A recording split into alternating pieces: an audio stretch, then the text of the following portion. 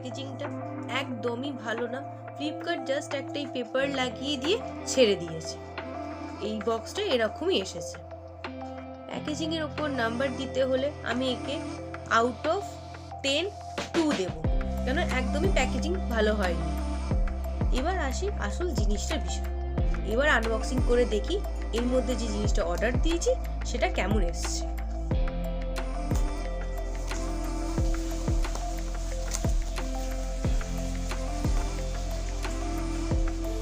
প্রথমে এখান থেকে বেরিয়েছে একটা হোল্ডার। এইটাতে আমি মোবাইল, ক্যামেরা সবকিছুই হোল্ড করতে পারবো। এটা হলো আসল জিনিসটা। দেখতে তো খুবই সুন্দর, ব্ল্যাক অ্যান্ড হোয়াইট কম্বিনেশন, দেখতে খুবই সুন্দর। এই যে স্ক্রুটা আছে এইখানে আটকাতে হবে।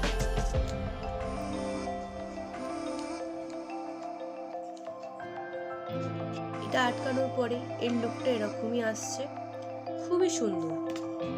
আর আমি এইটুকুনি বলতে পারি জিনিসটা খুবই শক্তপোক্ত আছে, সহজে ভেঙে যাওয়ার কোনো চান্স নেই এটাতে। এই সেটটার প্রাইস নিয়েছে 350। এখন ফ্লিপকার্টে অফার চলছিল, এই অফারে আমি এইটা অর্ডার করেছিলাম। এটাকে আপনারা যেরকম খুশি মুভ করাতে পারবেন। জিনিসটা পুরোপুরি এরকম দেখাচ্ছে, এটা যথেষ্ট শক্ত আছে। যদি আনবক্সিং ভিডিওটা ভালো লাগে তো please subscribe my channel and like